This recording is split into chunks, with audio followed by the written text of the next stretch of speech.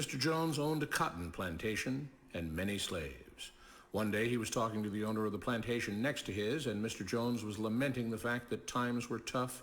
He was having to work his slaves harder than ever and was having trouble with some of them being disobedient or trying to run away.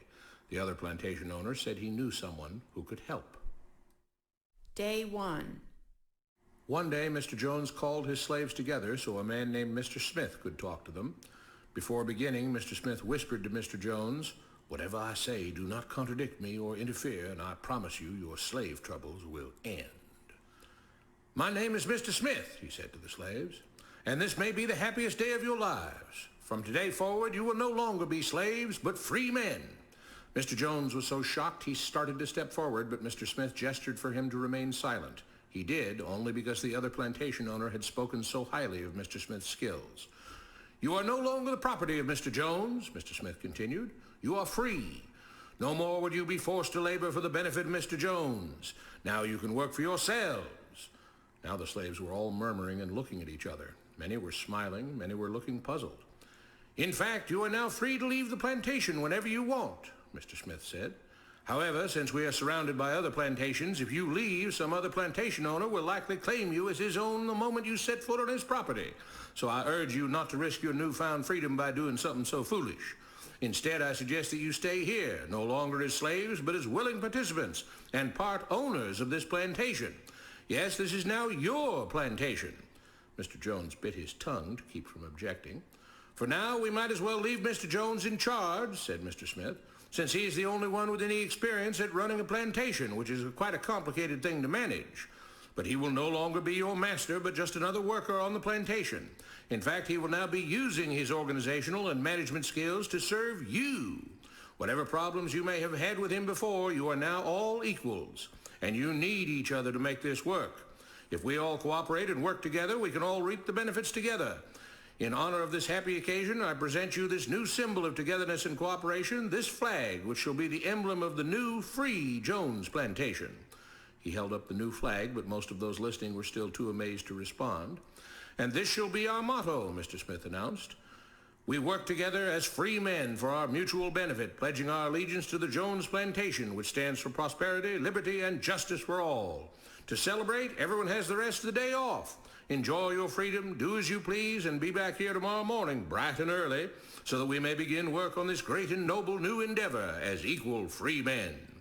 Finally convinced that Mr. Smith was serious, the former slaves applauded and cheered. Day 2. "We all want this plantation to do well," Mr. Smith said at the beginning of the next meeting, "so we can all share in the benefits. We all know that it takes a lot of effort to make a cotton plantation work. Just because you're all free doesn't mean you can stop working. In fact, since you're now working for yourselves, I expect you to work even harder than ever before, but now with pride and joy, knowing that you're working for yourselves. Of course, there still have to be rules. If everyone just does whatever he wants, the plantation won't produce anything. This experiment will fail and we'll all starve. You should be thankful that Mr. Jones has agreed to stay on to lend his knowledge and skills to this endeavor, and I trust you will all do your own part to make this work. Several of you have been chosen to act as project supervisors to manage different aspects of the operation, to make sure everyone is doing his assigned job, to make sure that the rules are followed, and so on. The rest of you may head out to the fields to start your first day of work as free men." Day 3. The next morning, Mr. Smith had a grim expression on his face as the daily meeting began. "I have an unpleasant duty to do today," he said. "Yesterday, Charles was caught keeping some of the cotton he picked, presumably to sell for his own personal profit. That is against the rules. That is stealing. For that, Charles must be punished." Two men tied Charles to the whipping post. "I take no joy in this," Mr. Smith continued, "but you must understand, if we do not maintain order, if we do not have rules that we all abide by, then the plantation will fail and we will all suffer." The whip cracked against Charles' back. "But if we all pitch in for the common good, then we can all prosper. Being free doesn't mean you should be selfish and greedy. We must each do our assigned duties and obey the rules, and then we can all benefit, and each of you will receive your appropriate share of the profits." A young man named Samuel stepped forward. "But if you and Mr. Jones decide the rules and whip us if we disobey, how is that any different from what we had before?" "How can you say that?" Mr. Smith asked. "I'm shocked. You were a slave before, and now you're free. Things still need to be managed and organized by those best qualified to do so. Do you know how to run a plantation, Samuel? Well, no, he answered. But if we're free, why do we get no say in what the rules are and how things work? I'm surprised at your ingratitude, Mr. Smith answered. None of you know how a plantation is run, so you're in no position to be making decisions about how things are done here. You don't seem to appreciate all the things that Mr. Jones provides for you, from protecting you from all the outside threats that you know nothing about, those who would come here, capture and enslave you, if not for Mr. Jones' protection, to making sure that you all have food and housing, tools to work with, that you're cared for when sick and injured, and so on. There wouldn't be a plantation at all, no cotton to pick, no land to plant and harvest, if not for him. You should be grateful that he's made possible the level of comfort you now have. Your lives would be far worse if not for him. Nevertheless, as free and equal participants in this endeavor, from now on at each meeting, any worker may have 2 minutes to ask questions or voice suggestions or complaints. With that, the workers all seemed satisfied and headed out again to the fields to pick the cotton. Day 4. I have a big announcement, Mr. Smith said as the daily meeting began. Mr. Jones' cousin is here, and not just to visit and see how our project is coming along. It has been decided that from now on, you will be deciding who will manage the plantation. Of course, this job can't be done by just anyone, but every 3 months we will have a special meeting at which all the workers will vote on whether we think Mr. Jones should run the plantation or whether we think his cousin, Mr. Johnson, should run the plantation. That means that ultimately you are in charge because you will be deciding which man you want running things on your behalf. If you don't like the way things are being managed, you now have the power to change it. Amazed and pleased, the workers headed out again to the fields to pick the cotton. Days passed, months passed, a year passed, and the plantation continued to operate as before. Sometimes Mr. Jones was in charge, sometimes Mr. Johnson was in charge, but the day-to-day routine stayed exactly the same. The workers worked hard, long hours every day and still had little to show for it. Every day the meeting would begin with them all reciting the Jones Plantation motto, "We work together as free men for our mutual benefit, pledging our allegiance to the Jones Plantation, which stands for prosperity, liberty, and justice for all." One day Mr. Smith announced, "Samuel is asked to say a few words this morning, and whatever the rest of us may think of his ideas and opinions, we are all free here, and that means we are all allowed to speak our minds. So, Samuel, you have 2 minutes. Begin." Samuel stepped forward, looking scared. "I was excited when all this started," he began, glancing nervously at Mr. Smith and Mr. Jones. "But don't you all see what's happened here? Nothing has changed. We're all still slaves." There were grumbles of disagreement from the crowd. "They tell us what to do and whip us if we don't. They still make all the rules and punish us if we disobey. They let us make suggestions and complain about things, but they never really change anything. They let us choose between Mr. Jones and Mr. Johnson, but what's the difference? The situation stays the same.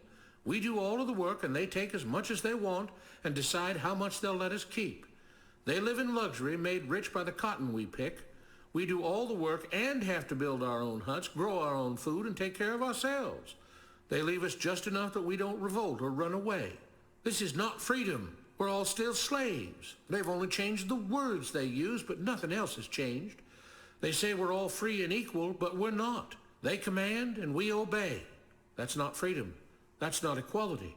They say we're free to leave, but all that means is that we're free to be someone else's slave. Why should we work or obey the rules? We didn't agree to this. They made the system. They forced it on us. They control and rob us and call it freedom. They've deceived you into thinking that being able to choose which slave master you'll work for is the same as being free. It's not. Open your eyes. If you keep what you produce, they call it stealing. When they take what you produce, they call it sharing and fair distribution. Can't you see that this is all? Your time is up, Samuel, Mr. Smith announced calmly.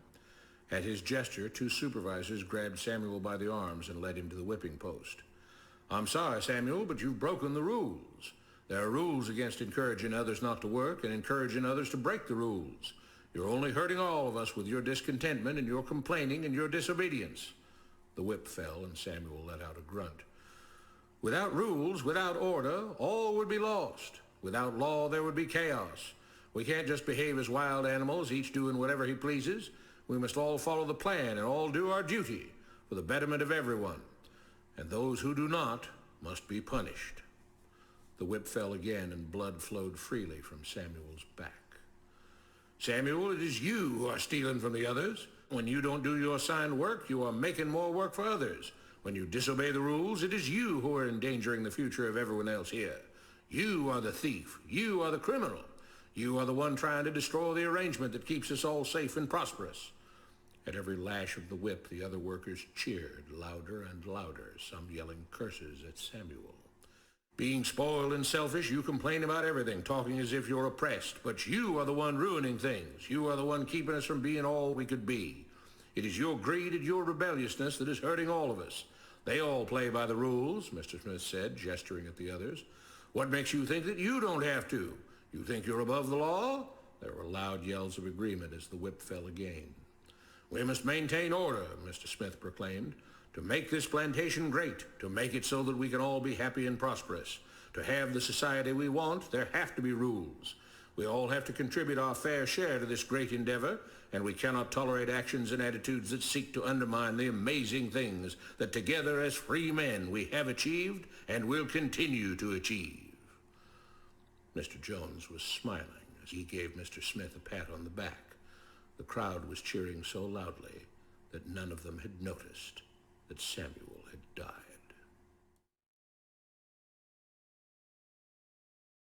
What you have been taught about government and politics is no more accurate or reasonable than what Mr. Smith taught the slaves.